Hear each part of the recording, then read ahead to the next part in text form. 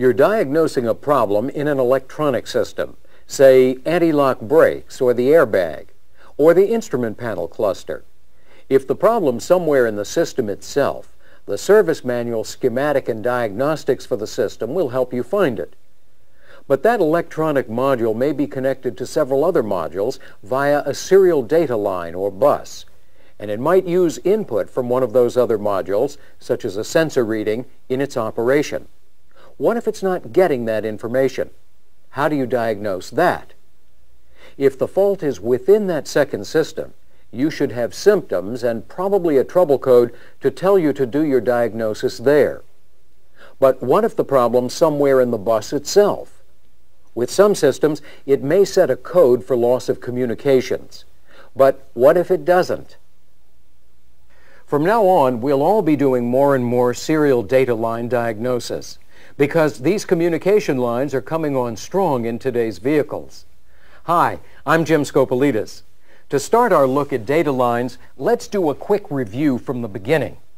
In 1985, we began to use the Tech 1 to read serial data from the ECM or PCM through Terminal M of the data link connector, which used to be called the ALDL, and through Terminal B to shift the PCM into various modes for diagnostic testing. Serial data moves through this line as a series of square waves. In the systems we've used so far, all signals last for the same specific length of time. The low signal is ground, and for the PCM's diagnostic line, high has been 5 volts. But that will be changing. Each of these signals is a bit, and 8 of them form a byte. In a PCM system byte like this one, bit 0 might be programmed to be read as information about the canister purge solenoid.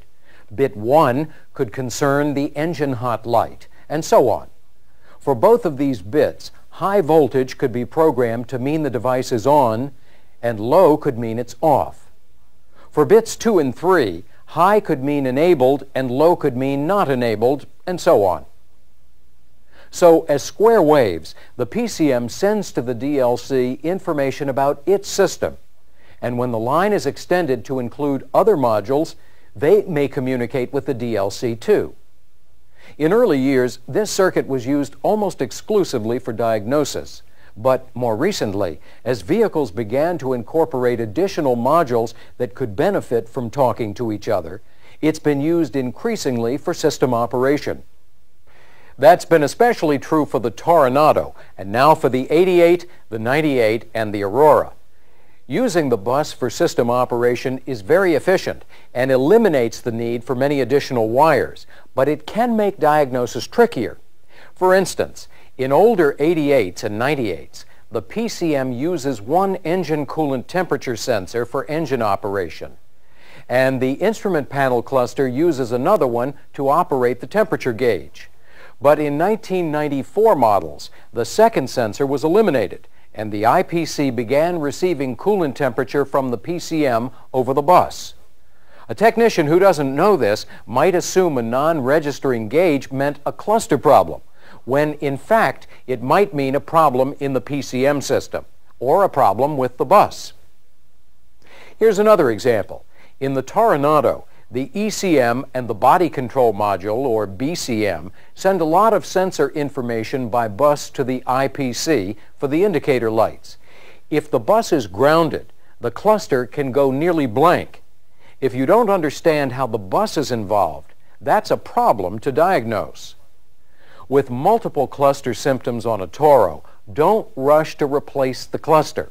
Instead, look for diagnostic trouble codes and get your multimeter ready for serial data line diagnosis. Bulletin 92T141A will lead you through it. We've been talking about one kind of serial data line. Actually, there are several types. We'll look at the 3 main ones. The one that's been used through 1995 for Oldsmobile PCM data lines is the UART bus. UART stands for Universal Asynchronous Receive Transmit, meaning all modules can both receive and transmit. The Entertainment and Comfort, or E&C bus, is used in most Oldsmobiles for air conditioning, heater, and audio modules and controls. Class 2 is a new kind of bus that will replace or complement the Ewart line in all 1996 Oldsmobiles. These three types of buses have important differences you'll need to understand. First, the Ewart line, which began as a PCM to DLC diagnostic line, but grew to include other modules as the bus route was extended. You'll find the Ewart schematic and sometimes some diagnostics in Section 8A50 of most recent service manuals. In fact, any other buses should also appear in the 8A50s after this one. This is the basic 88 and 98's Ewart schematic simplified for video. It includes the airbag module, the DERM, the PCM, the rack module, the HVAC programmer, the IP cluster, the anti-lock brake system module, and the data link connector. What's on the line can differ a lot from vehicle to vehicle. But in every Ewart line, one module is the designated master of the bus and acts rather like the operator on a telephone line. In this system and most systems, the master is the PCM. In a few vehicles, like the 1995 Sunfire and Cavalier, the IPC is the master, while in other systems, the IPC isn't even on the Ewart line. In the Toronado, the body control module is the master of the Ewart bus. In all Ewart systems, the master of the bus schedules all communications. It requests all messages from other modules, receives and digests them, and distributes the information learned to whichever other modules need it, using special bits in the message to identify the appropriate recipients. Voltage for the circuit, 5 volts, is always available from all modules, so with no communication, the system would rest at 5 volts. When a module is asked to supply information, it sets up its square wave response by leaving that 5 volts applied to signal each high bit and grounding the voltage for each low bit. It sends the pulsing message out at both terminals and receives messages the same way. Messages addressed to it are read and responded to. Messages not addressed to it are simply passed through. Some modules on the Ewart line are in frequent communication with the master. Others may not be. For example, in many systems, the rack module is included just so the bus can be used for programming keyless entry modules with their transmitters. By the way, 800 is the number generally used for a vehicle's Ewart circuit. The Aurora actually has 2 Ewart lines. Here's its schematic from Section 8A50. The primary circuit is the 800 line, and the PCM is its master. The manual calls this bus Ewart A, or Serial Data Line 1. The cluster is on this bus, and it's also on the second Ewart bus, which runs from the DLC to the IP cluster to the Driver Information Center. In fact, the cluster is the master of this second bus, which is numbered 816. The manual calls it Ewart B, or Serial Data Line 2. Ewart B is there because Ewart A was getting overcrowded with messages. We've been talking about the Ewart line during normal mode communication. When you connect a Tech 1 to the bus and enter bidirectional diagnostics, the Tech 1 becomes the master and can command the functions of the various modules for testing purposes. So far, the Ewart lines we've talked about are ring formations. But because both power and ground are provided by the modules, a serial data circuit really needs only a single line. So ring circuits have a backup flow path, and an open one place in the line wouldn't have any effect. Every module could still communicate with every other. Probably the open would never even be known. But non-ring buses, like this Ewart for the Cutlass Supreme, have only one flow path. An open in this kind of line would end communication between any modules beyond the brake and the other components, including the DLC. Components still connected would communicate as before. Understanding that can be a help in diagnosis. Now, much more briefly, the other two types of serial data lines. Some Oldsmobiles also have the second type of bus, an entertainment and comfort bus. The E&C bus allows driver control and technician testing of the heating and air conditioning and audio systems. In service manuals, E&C schematics follow the Ewart ones in the 8A50s. This E&C is for an 88 and 98. It includes the HVAC programmer, the HVAC control head, and the audio system.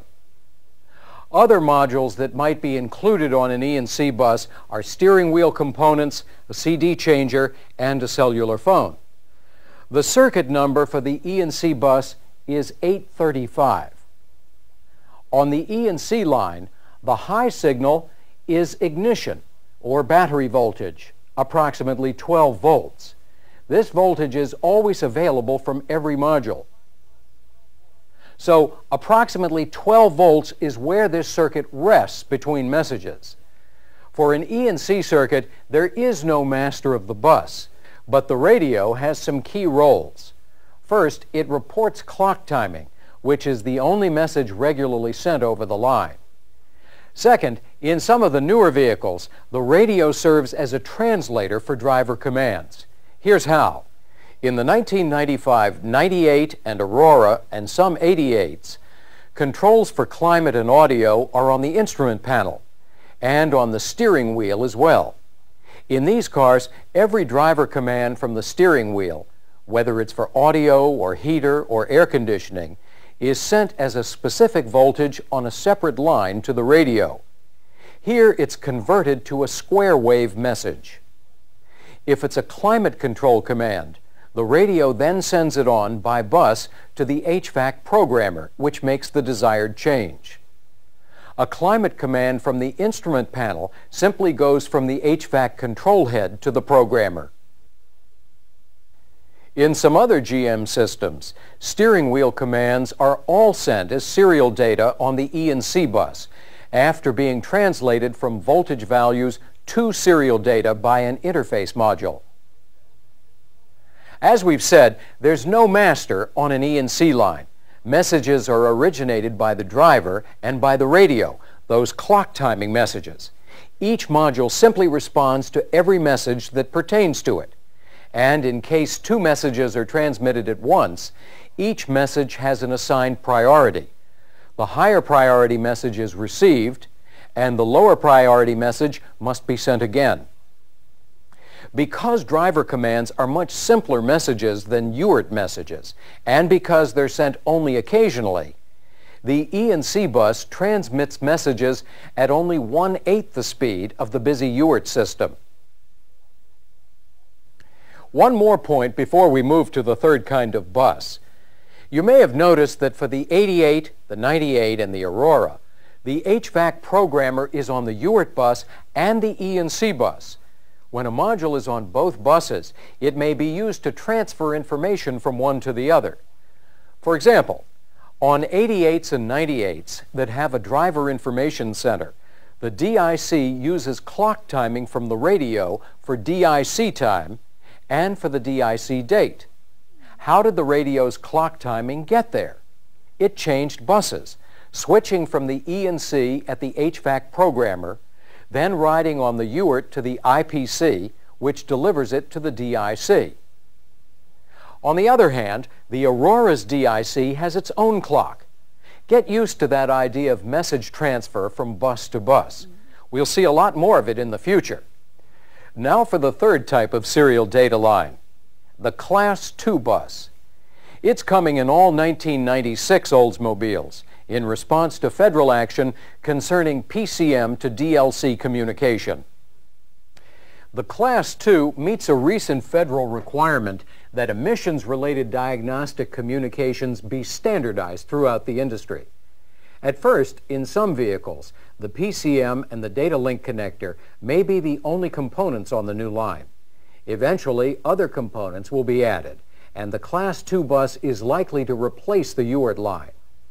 The most important thing about diagnosing the Class 2 bus will be understanding what to expect when you check its voltage. Unlike the other two buses, which rest at their high voltages, the Class 2 rests at 0 volts. Like an E&C bus, the Class 2 has no master. When several messages are involved, each one includes bits that identify the sending and receiving modules and the priority of the message itself. One difference with the Class 2 bus is that high voltage is 7 volts, not 5. Another difference is that bits don't all extend for the same length of time, but for either of two possible lengths. So different bytes could be of different duration. The difference to you is that the Tech 1 can't read Class 2, except with a special adapter, which you'll get next year. Now, the Tech 2, when we get it, will talk Class 2, but that's another story. How fast is the Class 2 bus? It transmits more than 10,000 bits per second for normal communication and more than 41,000 for programming proms. Talk about flash programming. Okay, those are the three main data line systems you'll be dealing with in the next few years. Now, what about diagnosing these systems? I want to stress 4 points. First, when you get no Tech 1 communication or vehicle systems that are behaving strangely, remember that a bus may have broken down.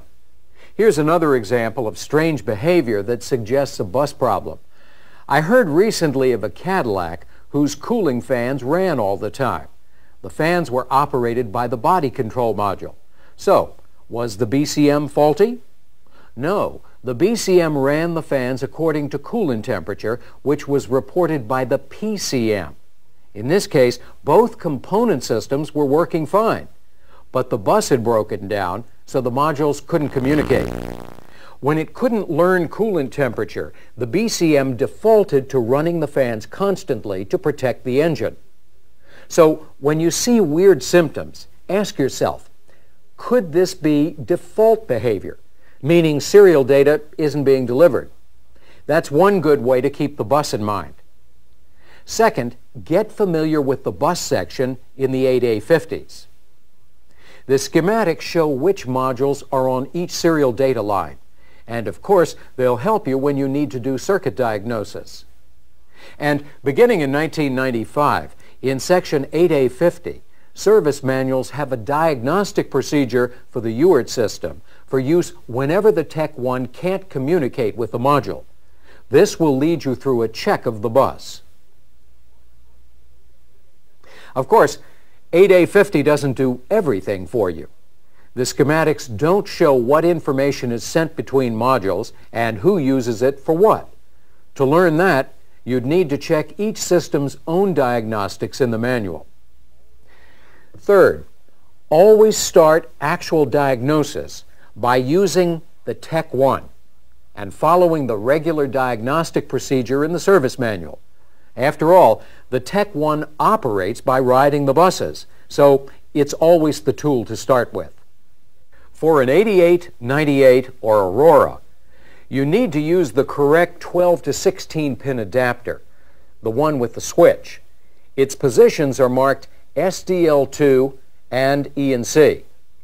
Defaults in the software mean you don't have to worry about switch position. Anytime you need to change, the Tech 1 will prompt you. If the Tech 1 can't establish any communication over a bus, first make sure that the Tech 1's okay and that you're using the right adapter if needed. If all that's okay, there's a faint possibility that there's an open between the DLC and the rest of the line. But it's much more likely that the bus is shorted to ground somewhere. So check the circuit for a ground fault using the schematic in 8A50. But if the Tech 1 can communicate, follow strategy-based diagnostics to begin zeroing in on the problem. If you find a diagnostic trouble code, that'll probably point to the problem. On some UART lines, you might get a code like this one. Loss of serial data codes help diagnose faults in the bus itself. Or you might find a code for a fault in some totally different system, which is failing to get a needed message onto the bus. But even without a code, the vehicle's symptoms will probably point to the faulty system. And as strategy-based diagnostics tell you, you should turn next to that system's chart. After all, the cause could be something like a fault in that module's own power or ground. But if there are no trouble codes and individual system charts don't solve the problem, next try to communicate with each module on the bus. If one or more won't respond, check for help in the 8A50s. You may find a diagnostic chart like this one. If not, you can use the schematic for planning your own electrical diagnosis. If all modules do respond, use the Tech 1 to check whether information you're wondering about can make it onto the bus and off the bus. Here's an example. Remember that Cadillac with the fan problem? With that type of vehicle, you could scan the PCM data list to make sure the PCM was reading coolant temperature okay and getting it onto the data line. And with bidirectional output tests, you could operate the fans to prove that the BCM could read serial data and respond by turning the fans on. This is smart bus diagnosis, using the Tech 1 for device control as well as for eavesdropping on serial data conversation. The E&C bus has no trouble codes to transmit, but you can diagnose it with the Tech 1 in other ways. When you select E&C, the Tech 1 will tell you to move the adapter switch to the E&C position. Under Select mode, you can choose various Tech 1 functions, perhaps including some device control or bidirectional tests. On this 88, selecting Speaker Test lets you check each audio speaker separately. For all buses, expect these Tech 1 functions to increase in the future. The more our vehicles use these buses, the more you'll need to diagnose problems this way. But when the Tech 1 indicates there's a breakdown in bus communication, you'll need to check voltage in the circuit. And it's very important to know what the voltage readings for the bus should be under various conditions. To measure bus voltage, connect the voltmeter to the bus you're checking at the DLC and to ground. Refer to the schematic if you're not sure which terminal is the right one. If you're using an auto-ranging meter, manually set it to the 40-volt scale. If you let it auto-range on a fluctuating serial data line, it'll drive you nuts. With the ignition on, read voltage. With a Ewart system, this is what you should see. Voltage should fluctuate somewhere between 0 and 5 volts. In an older vehicle that has only the PCM on its Ewart line, and therefore no steady flow of communication, you could catch the system at rest at approximately 5 volts. But on recent cars, what you'll see is fluctuation. In real time, those normal highs and lows pass too quickly to be displayed, so you'll probably see a fluctuation of only 1 or 2 volts. A steady reading of 0 volts is most likely to indicate a ground somewhere in the system. And a steady voltage somewhere above 0 and below 5 volts, such as 2.8 or 3.6, would indicate a failure in the communication chip of one module. Normal voltage in the Class 2 bus will act the same way, with the exception I mentioned before. The Class 2 bus rests at 0 voltage, not the system high of 7 volts. And you might see this resting voltage in those systems which will have only the PCM on the bus. So, on a Class 2 bus, don't think 0 voltage means a ground in the line and pull the PCM.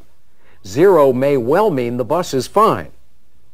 On the E&C bus, voltage will generally rest at close to the system high of 12 volts, unless you operate one of the driver controls. And in some systems, this high voltage may be seen even with the key off. When you do operate a control, such as the radio volume control, you should see fluctuation. and the range of fluctuation will be higher than with the other buses because of that 12-volt high. A steady 0 volts, as with the other buses, would indicate a probable ground, though, as always, it could indicate an open between the DLC and the rest of the system. Of course, the main trick with diagnosing any vehicle system is understanding how it works. With serial data lines, that can be tricky. But if you try to solve a bus problem without understanding it, you're playing by chance, with much worse odds than I've got here. So, if you're not already an expert on buses, now is the perfect time to get on board. See you next time.